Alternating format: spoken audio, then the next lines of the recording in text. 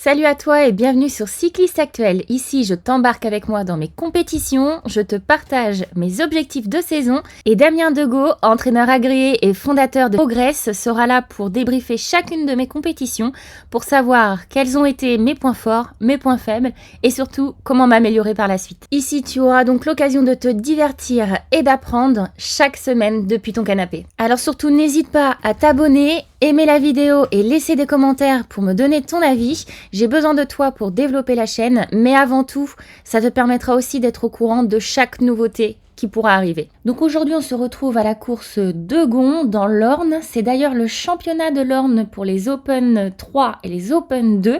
C'est donc une course mixte sur laquelle je ne compterai pas pour le championnat. Alors vous me direz, qu'est-ce qu'une fille fait dans ce genre de compétition ? Eh bien tout simplement que je suis en train de préparer la Coupe de France féminine nationale 2 qui est en train d'approcher. Dans 2 semaines, ce sera l'échéance. Et donc c'est le deuxième week-end où je m'amuse à aller sur des niveaux plus élevés que le mien dans le but de pouvoir m'exercer physiquement et tenter d'améliorer aussi mon positionnement pour prendre l'aspiration. La semaine dernière, dans la course à la Guillerche, en Open 3, j'ai réussi à résister jusqu'à la fin de la course. Aujourd'hui, nous sommes en Open 2. Vais-je réussir à tenir ? On est sur un circuit escarpé, un circuit que je connais puisque l'année dernière, j'ai déjà eu l'occasion de le faire, mais la course était en catégorie Open 3 à ce moment-là. Alors, place au top départ pour découvrir tout ça. Ah putain, d'accord. Alors si vous avez été attentif, le départ n'a pas eu de décompte. Une femme a remué le drapeau lançant le départ pour ceux qui étaient devant et on entend ensuite le speaker dire à vos marques alors qu'on est déjà tous partis.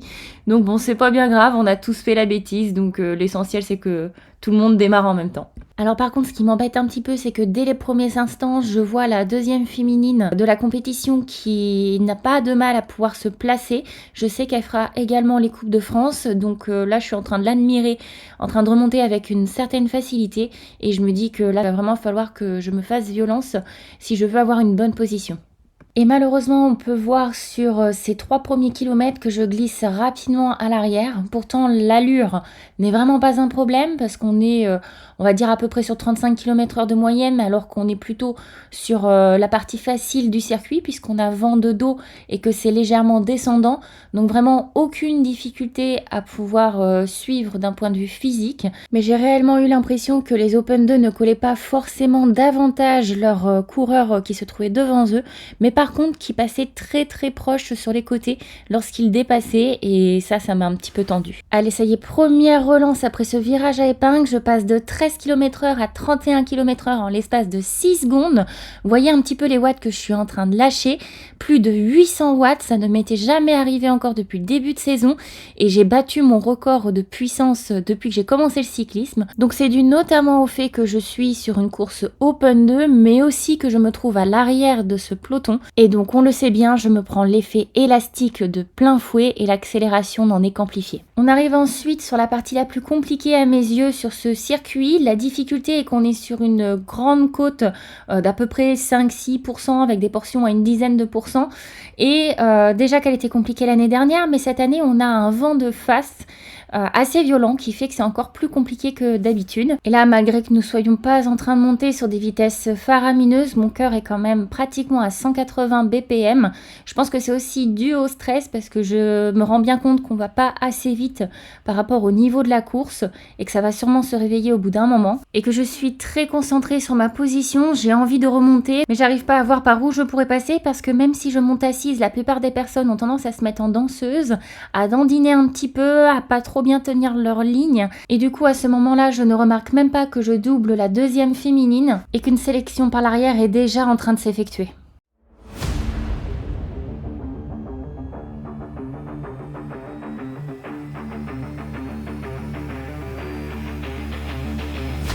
Allez, ça y est, on arrive au bout de 2 km de vent de face complètement à découvert, donc le peloton ne roulait pas très vite.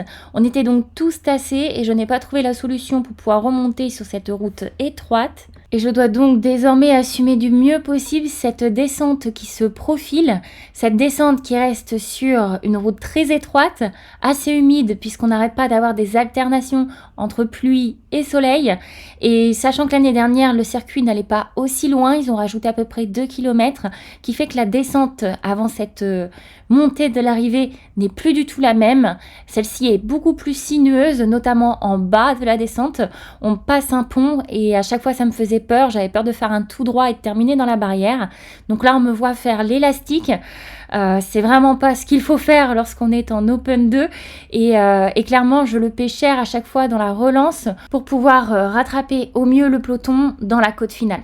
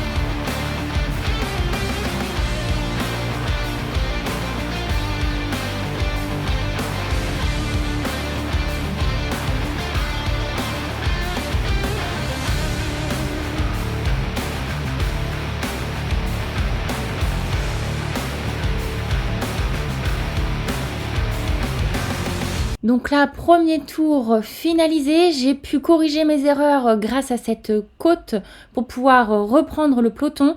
Par contre, j'ai gaspillé énormément d'énergie puisque je n'ai pas pu profiter de l'aspiration du groupe. Et encore une fois, la sélection se faisant par l'arrière, il fallait que je veille à ne pas me faire piéger par ceux qui étaient en train de sauter. De plus, sur ce deuxième tour, on sent une réelle accélération. En fin de compte, sur le premier tour, il y avait eu un barrage sur la route étroite pour laisser partir quelques personnes. Et ces personnes ont été reprises par le peloton, puisque ce dernier a décidé d'attaquer au sommet de la grande côte finale, étant donné qu'on passait sur la partie la plus simple du circuit, et que du coup, c'est quand même plus motivant de passer à l'attaque sur cette partie-là. D'autant plus que les personnes qui étaient parties en échappée ont dû se fatiguer avec ce vent de face sur l'autre partie du circuit. Donc là, ça y est, on est quasiment à la moitié du deuxième tour. Je suis enfin rentrée dans le peloton, mais on voit que je reste quand même tout à l'arrière de ce dernier. Je n'arrive pas à remonter, puisque lorsque nous sommes tous en ligne, ça roule trop fort pour que j'ai la capacité physique à pouvoir remonter. Et lorsqu'on est tous ensemble, je trouve que ça frotte un peu trop. Et d'ailleurs, ça frotte tellement qu'un coureur est tombé dans le virage à épingle dans ce second tour. Heureusement pour lui, ça n'a pas l'air bien grave, mais ça montre quand même que c'est pas tout à fait évident de pouvoir remonter sur ce type de peloton. Et du coup, forcément, on replace une énorme relance à la sortie de ce virage, puisque je passe de 10 km/h à 54 km/h en l'espace de 22 secondes, pour cette fois-ci atteindre un pic de puissance de 821 watts. Mais l'effort se maintient sur 4 minutes tout le long de cette grande côte. Mon cœur n'arrivera pas à descendre en dessous des 185 battements par minute, et pour cause, il s'agira de l'ascension la plus rapide que j'ai pu faire, en incluant également les performances effectuées l'année dernière. Et donc là, je vous spoil un petit peu l'affaire, mais on part sur 7 minutes 30 d'effort sur lequel mon cœur ne descendra pas en dessous des 185 battements par minute, ce qui va faire un total de pratiquement 12 minutes où je ne serai pas en dessous de ces 185 battements par minute. Donc ça vous laisse imaginer à quel point c'était compliqué pour moi de rester dans ce groupe. Il ne me reste qu'1,5 km avant la descente pour pouvoir me replacer, donc je fais vraiment tout ce que je peux pour être le plus haut possible dans ce peloton et me mettre dans les meilleures circonstances possibles pour cette descente qui s'annonce compliquée pour moi.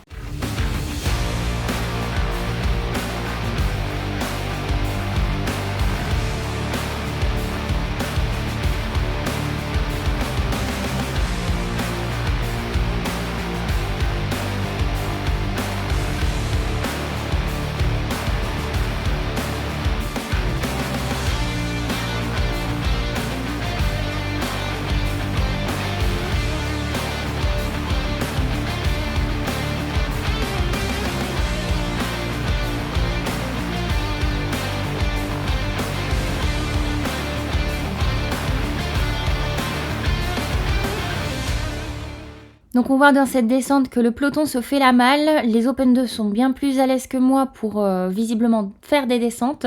J'ai beau être à pratiquement 60 km/h sur cette route sinueuse et humide, visiblement ça ne suffit pas pour rester au contact. De plus, dans ce virage en S, j'abaisse ma vitesse à 50 km/h, ce qui reste quand même beau parce que dans les compétitions féminines, on n'a quand même pas l'habitude d'être à cette allure sur ce type de route. Mais là, pour aujourd'hui, je suis en très mauvaise position.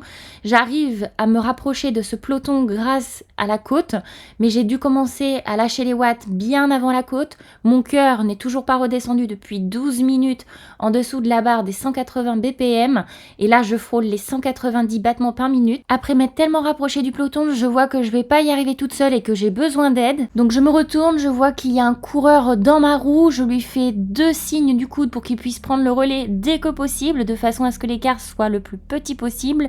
Je continue l'effort puisqu'il ne passe toujours pas, je veux absolument sauver ma peau. Je me retourne une nouvelle fois, je le sens à l'aise et ça me met hors de moi.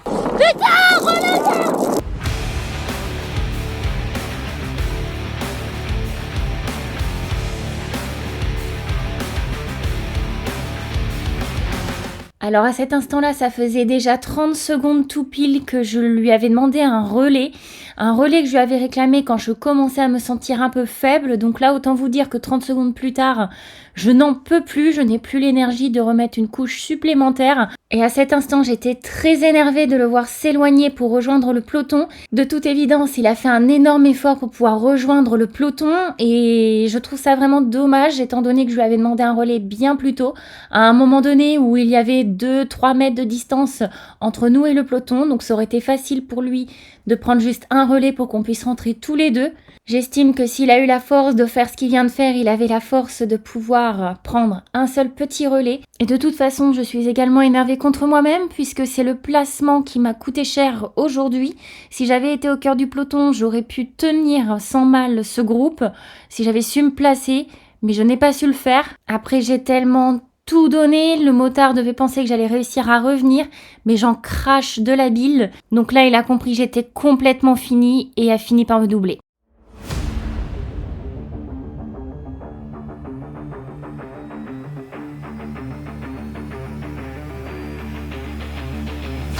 Allez, ça y est, on rentre dans une toute nouvelle phase de la compétition.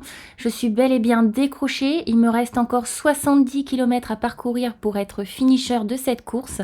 Et là, tu te poses plein de questions. Est-ce que j'abandonne? Est-ce que je continue? Et très rapidement, j'ai pris la décision de continuer à une puissance d'environ 200-220 watts de moyenne. Une fréquence cardiaque qui sera entre 175 et 180 battements par minute, de façon à avoir un rythme de croisière. Et puis j'ai bien conscience que plusieurs personnes se trouvent derrière moi, je n'ai pas envie d'être reprise par eux, donc j'essaie de faire en sorte de rester entre les deux groupes, à la fois le peloton et à la fois ceux qui ont été décrochés lors du premier tour. Je me dis aussi qu'il y aura sûrement d'autres personnes qui vont décrocher de ce peloton et qu'à partir de là, la course pourra probablement rebondir, qu'on pourra former un petit groupe pour pouvoir terminer cette course. Sans compter que, comme je vous ai dit en début de vidéo, il ne me reste que 2 semaines pour me préparer à la Coupe de France Nationale 2 qui va se dérouler sur 3 étapes en l'espace de 2 jours et qu'il ne me reste que 3 semaines pour me préparer aux qualifications du championnat du monde grand fond d'eau. Donc je ne me décourage pas, je m'hydrate et je me nourris et c'est parti pour un contre-la-montre de 70 km.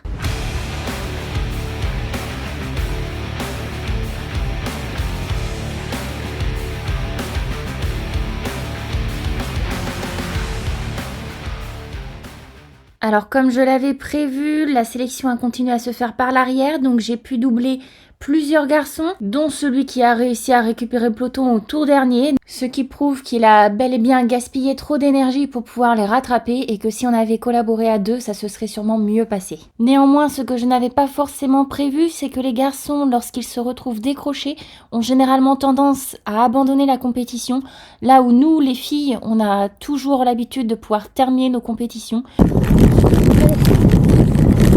Donc finalement, dès que je doublais quelqu'un, je continuais mon effort seule puisque la personne faisait demi-tour ou s'arrêter sur le bord. Après, il est clair que c'était une course usante, surtout en vue des conditions climatiques. On avait de sacrées rafales, en plus avec une orientation vent de face. Étant le 1er avril, on avait un véritable temps du mois de mars avec des alternatives pluie et soleil. Et sans parler du fait que sur la portion vent de face, on avait un remblai qui était catastrophique. On avait énormément de vibrations au point que beaucoup de personnes ont eu des crevaisons. De mon côté, je me suis rendu compte au lendemain de la course que mes valves étaient ouvertes du fait des vibrations et j'ai même dû au bout de seulement 30 km de course couper ma caméra avant étant donné que le support s'était cassé du fait de ces vibrations-là. Alors que ce support a vécu plusieurs cyclocross cet hiver, comme vous avez pu le voir, et que tout s'était très bien passé. On se retrouve au 40e kilomètre, pratiquement à mi-course, et j'aperçois au loin l'échappée qui commence à me revenir dessus. Alors bien sûr, l'idée est de surtout ne pas les accrocher, puisqu'ils sont en train de jouer la gagne, d'autant plus que c'est le championnat de l'Orne, donc je veux surtout pas les déranger dans leur course, donc je les laisse passer tranquillement. J'aperçois aussi qu'il y a un contre juste derrière, donc je n'y touche pas non plus puisqu'ils sont en train de revenir dessus. Et il y a un second contre qui est à 35 secondes du premier contre que je laisse également passer pour ne pas les déranger. 9 km plus tard, c'est alors que je vois un troisième contre me rattraper. Celui-ci est suffisamment loin des autres pour ne pas pouvoir revenir dessus. Et j'ai aussi aperçu à l'autre bout du circuit le peloton. Donc là, je me dis qu'ils sont vraiment seuls au milieu de ce circuit et que du coup, si je m'incruste avec eux, ça ne va pas leur poser problème. Donc dans un premier temps, je m'arrange pour rester à l'arrière du peloton, ne pas prendre de relais puisque ce n'est pas ma mission. L'idée à ce moment-là pour moi, c'est simplement de pouvoir terminer dans un meilleur confort cette course. Mais quasiment 6 km plus tard, 2 autres garçons nous rejoignent et alors que personne ne parlait, tout le monde serrait un petit peu les dents, le rythme se levait un petit peu. J'ai bien compris que finalement, si je passais quelques relais, ça allait bien les arranger. Donc je me suis mise à passer des relais. Je me suis dit que ça allait être une collaboration gagnant-gagnante étant donné que les cartes étaient quand même jouées pour cette course leur concernant et que ils avaient juste envie que la course se termine et que ce soit un petit peu moins difficile pour eux. Donc le fait que je passe un relais et leur laisser un petit peu plus de temps pour récupérer, moi ça m'a permis de travailler davantage pour ma préparation pour les prochaines compétitions. Et puisque je déteste les gens qui raccrochent les pelotons puisque je considère que ça perturbe quand même, au dernier tour je leur ai bien fait signe de passer devant moi pour rester derrière et lorsqu'ils se sont mis à attaquer pour faire leur sprint final, je n'ai même pas cherché à les accrocher pour bien montrer que je ne faisais pas partie de ce groupe-là au niveau du classement. Je termine donc cette course tranquillement en 35e position sur 62 partants. Il y a eu plusieurs abandons, je ne sais pas combien exactement, mais je suis quand même contente d'avoir terminé cette course, même si elle ne s'est pas déroulée comme je l'avais imaginé. Mais pour vous donner une idée de la difficulté de cette course, j'ai parcouru une longue période seule pour faire une moyenne générale à 32,3 km/h.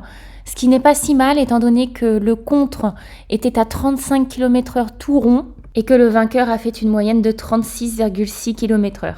Ce qui reste vraiment plutôt faible pour des Open 2. En tout cas, j'espère que cette course vous aura plu. Pour ma part, elle aura été difficile. J'ai commis une erreur de ne pas bien tenir le peloton. J'ai assumé en ne lâchant pas le morceau jusqu'à l'arrivée.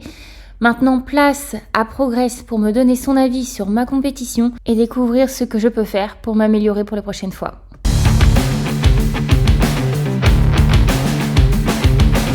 Salut à tous, j'espère que vous allez bien. Alors aujourd'hui, on va débriefer la vidéo de Gwenaël sur la course de Eugon en Open 2. Donc là, il y a pas mal de choses à dire, beaucoup d'enseignements. Donc déjà, comme je l'avais pu le dire dans la dernière vidéo, il y avait différents points que Gwenaël devait travailler et on peut voir que voilà, il y a encore des choses qui sont compliquées à faire. Alors faut faire attention et prendre ça avec des pincettes parce que le niveau des compétitions augmente et par conséquent, c'est tout de suite plus compliqué de les mettre en place. Sachant que ça roule souvent plus fort.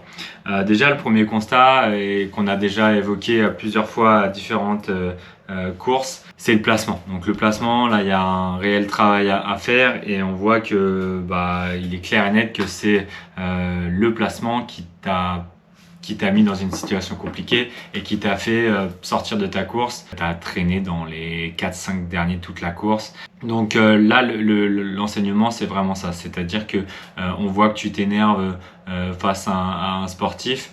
Alors oui, peut-être qu'il n'a pas été, très très gentil, mais pour moi c'est surtout un manque d'expérience et un manque du coup de placement qui fait que tu as sauté. Ok, il aurait pu te passer un relais ou alors plutôt lisser son effort pour te ramener dans la roue. Mais si tu avais eu cette expérience, et c'est là où à la limite je te donnerai un enseignement, c'est-à-dire que quand tu vois que tu es à fond et que tu peux pas reprendre la roue, tu te déportes d'un coup. Alors là, tu vois, tu étais à gauche de la route, tu te déportes à droite en mode piste, tu te déportes à droite, du coup ça lui ouvre la porte, donc lui serait passé et toi tu n'aurais pas fait peut-être le coup de pédale ou l'effort de trop et du coup tu aurais pu reprendre la roue directement et il t'aurait ramené. Donc ça pour moi c'est un gros manque d'expérience et ça paraît logique parce que voilà, c'est un niveau qui est élevé et ça c'est à toi d'en prendre considération. Il y a quand même des points positifs derrière ça, hein. Mais par exemple au deuxième tour tu essaies de remonter avant la descente, bah ça c'est quelque chose qu'il faut faire totalement et c'est là où je peux donner ce conseil à beaucoup de sportifs. Quand vous prenez donc vent dans le face, vous pouvez être placé à l'arrière. Par contre, il faut vraiment remonter au moment où ça va reprendre vent dans le dos ou vent trois quarts dos pour être placé si ça bordure ou si ça vise derrière. Donc, et vraiment avoir ce réflexe et encore plus quand vous avez du mal dans la descente, essayez de vous replacer avant la descente, essayez de vous replacer avant la bosse même si vous avez du mal dans les bosses, justement pour moins souffrir et peut-être se laisser coulisser et ne pas être déjà en porte-drapeau derrière où là bah, c'est tout de suite vous ferez sortir de votre course quoi. Et après un réel travail aussi à faire au niveau des descentes. On voit que sur la courbe à un moment donné dans la descente tu freines alors que tu vois bien le virage, tu vois le peloton en face. Pourquoi tu freines? Et surtout que en plus c'était humide, donc je peux comprendre qu'on peut avoir peur quand c'est humide, mais au contraire plus on va freiner, plus on a des risques de tomber. Essayez au maximum de garder les roues dans les descentes pour pas avoir à faire un énorme effort pour bien garder la roue. Maintenant les choses à retenir c'est que bah, tu as fait quand même une sacrée course derrière et tu as fait un effort solitaire quand même assez important et ça montre aussi que physiquement tu es toujours présente et c'est pas parce que tu as sauté que tu n'étais pas bien physiquement. Au contraire, quand un groupe t'a rattrapé comme on a pu le voir, tu as pu tourner avec eux et au final en termes de moyenne il n'y a pas une énorme moyenne par rapport avec ceux qui ont joué la gagne qui sont des Open 2 donc ont un niveau bien plus élevé que toi et qui ont roulé pour la gagne donc avec ce sentiment d'adrénaline